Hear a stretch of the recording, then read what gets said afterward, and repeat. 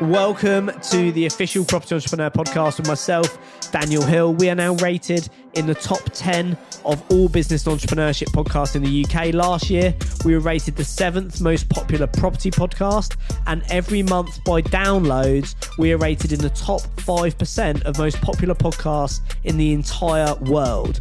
Thank you all for your support, for sharing and subscribing to these podcasts. This is literally my life's work broken down into simple blueprints for you to execute everything that you want, be it wealth, health, or life by design. Success and failure are both very predictable. Let's get into it. Hello and welcome to the Property Entrepreneur podcast. In this episode, we have one of our award winners. Now, this person took gold at the programme End of Year Presentation Awards in September 2022. They took gold, they won Property Entrepreneur of the Year, which is an incredible feat of achievement. They were up against 80 property entrepreneurs in the room who all did their presentations. A select few made it to stage and they were voted by our audience as the winner of Property Entrepreneur 2022 for what they achieved over the last 12 months. Our award winner is Mr. Huw Davies. Huw is a coveted property investor and a year ago decided to start growing his YouTube following. In one of our sessions on Property Entrepreneur, decided and made the decision that he wanted to start a YouTube channel and grow his following. He's had an incredible year. He's now a paid YouTuber and has achieved on his videos over 30 million views. He's an incredibly lovely, incredibly humble guy. And in this episode, we're going to share with you behind the scenes his actual live presentation that won him the gold. So we hope you enjoy. Right, ladies and gentlemen, next up, I'm going to give a huge round of applause for a man who needs no introduction, Mr. Huw Davies. Here he is. Celebrity, superstar, let's do it. So, 3, 2, 1, off you go. Okay, so excuse the nerves, but my name's Huw and this is my end of year presentation. So for this year, I planned on This is a noob. You okay? Okay, here we go. Yeah? This year, I planned on maximising the gift of life by remembering death. My year of was memento mori. Now, if I were to go back, like Josh said at the start of the year, would I have named it the same thing? In honesty, probably not. I knew that I was going to be focused on growing my brand and YouTube channel, and doing that whilst living life to the max didn't really go hand in hand for me. So if I wasn't living by my year of, what have I been doing for the last 8 months? Well, on the personal objective front, it was a bit of a mixed bag. Okay, so the first one was comfortably uncomfortable, and that involved doing at least 12 bucket list challenges in 12 months. And I'm pleased to say we're currently on track 8 for 8. So what did that involve? First of all, it was skinny dipping in the wild, cheeky. Bit of rally driving, 4x4 off-roading, completed a Rubik's Cube. I learned to drive a HGV lorry. I flew in the back of a Cessna with my partner behind the wheel. I did some drifting and skidding around the racing track, and I successfully performed a magic trick in front of people. And just as a side note, the great Houdini is available for bookings. Next up, Sunday Serenity. I have the tendency to work every single day, so I wanted to make sure that I had at least one day off a week for the 52 weeks. I have to say, I started off strong, but I wasn't able to do that. Ultimately, this came down to me prioritising work over my personal life, and that's something that I'm very content and happy with, and I wouldn't change it. Next up, reignite the romance. Now, before you ask, no, this isn't about me and my business partner, Martin. Our love is stronger than ever. This is in connection with my partner, Lou, and who I've been with for 16 years. We stopped going out on dates due to lockdown, and the habit sadly continued. So we wanted to make sure we reignited the romance by going back on a date night a month, doing a 2-night getaway a quarter, and a day out every single month during the week. And I'm pleased to say we are on track with that so far this year. Now for my professional objectives, which were a lot more pleasing. First of all, Monetize Me was going to be my main focus for 2022. And I made a point of this at my strategy day presentation where I said, if I achieve this and don't do anything else, then I'll still be really happy with the year. It will be a success. So what were the goals? Well, first of all, it was to become monetized on YouTube, followed by earning $2,500 a month through my personal brand. Now, on the plus, I did become monetized very recently, which I'm absolutely delighted with, because that's not easy. But I've not quite yet got the consistent cash flow coming in, although opportunities are coming my way. First of all, you might have probably heard of the reputable brand 𝗵𝗶𝗀𝗁's Burger W2F NFTs. They reached out to me and said, if for a plug, would we pay you some money? And I said, with absolutely zero intention of going with them, well, if you pay me $5,000, I'll think about it, as it was double my income. And do you know what? They agreed. Next up, 𝗟𝗶𝗶𝗀𝗁. I'd never heard of them. They're a fashion designer. And they said, would you be interested in working with you? Which I thought was a little bit odd because it's not really in line with my content. And also, look at how I dress. This is a picture from the website, just so you can see the kind of items that they had. And now you can understand why they wanted me to promote their brand. Once again, I went back and said, okay, for $5,000, would you? And they went, yes. Unbelievable. These offers are coming in on a weekly basis. And although I haven't signed the dotted line on any of them, I know there's massive potential for me here moving forward. What I plan on doing is being more proactive and seeking companies that I want to work with instead.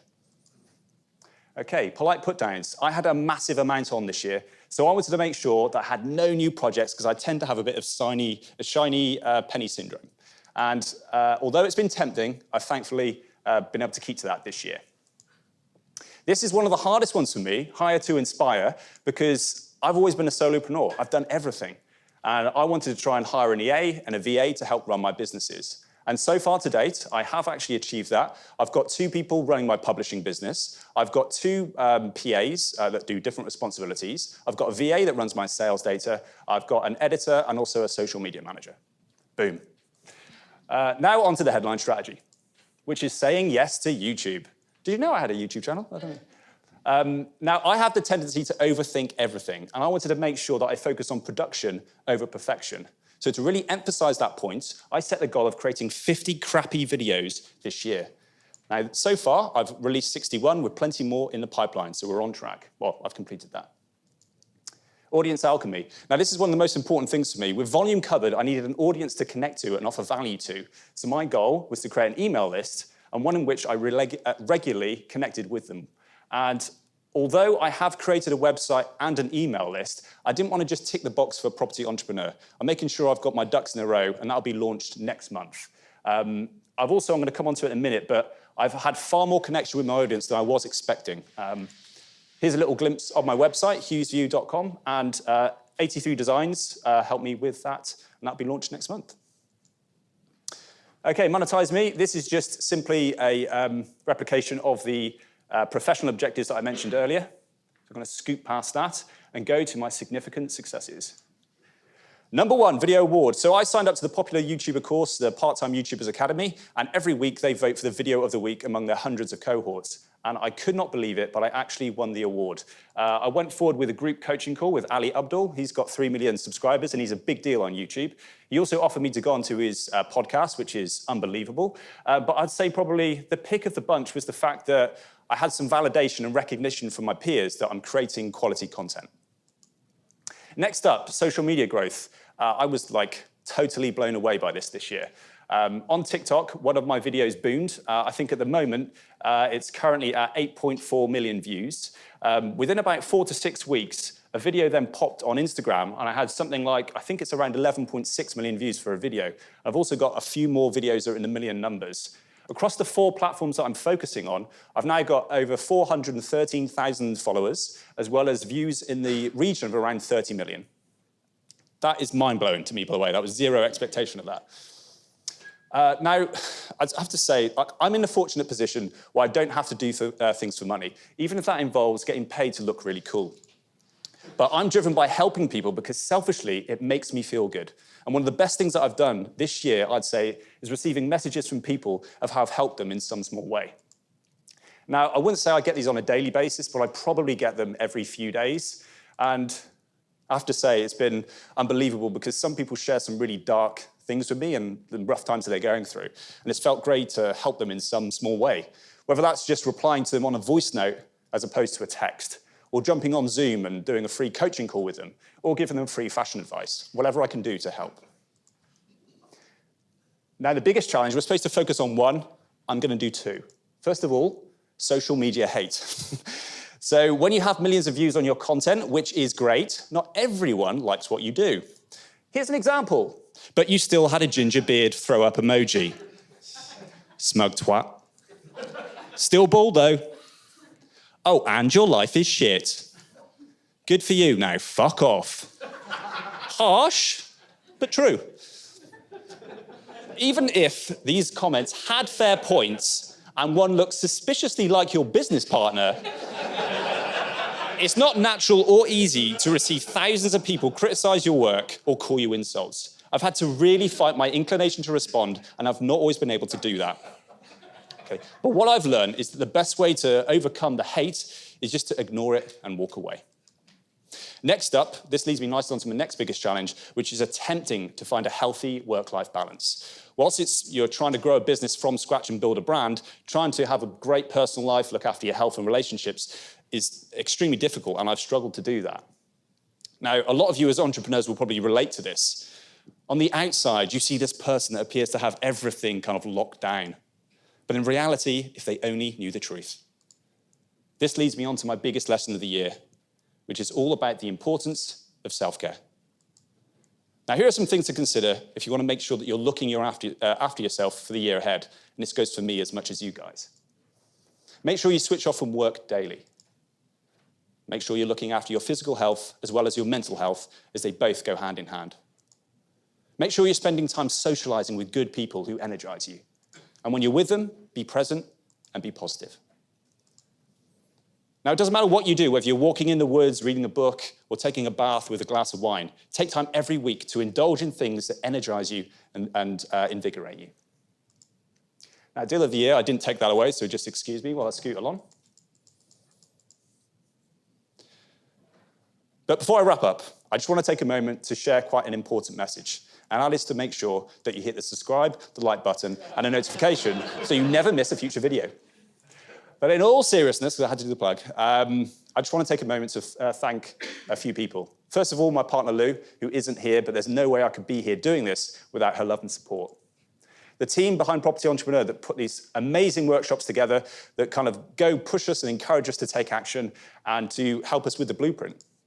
My business partner, Martin, I've not always been there on the property tasks, but he's always had my back and given me encouragement and support. And finally, you guys, because I've met some people, met some great new friends, as well as some old friends from Mastermind. And I have to say, the support and encouragement you guys have given me this year has been absolutely phenomenal. Thank you for your support, and thank you for your time.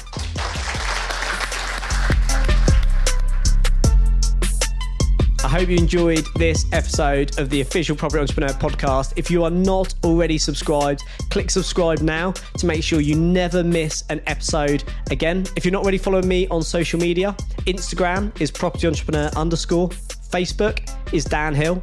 And if you're not already in the official Property Entrepreneur community on Facebook, there's over 8,500 of us in there now. Join that group. And if you're not in one of the private WhatsApp groups, maximum of 20 people in each group, in the show notes, type VIP podcast and send it to the number that's in the show notes on WhatsApp, and we'll get you added to one of the private VIP WhatsApp groups where you can request your own podcast. It will be dedicated to you and your business, and every Tuesday I'm in there answering questions, giving you one-to-one direct support, and we don't know how long we're going to keep these open for. Success and failure are both very predictable. I will see you on the next episode.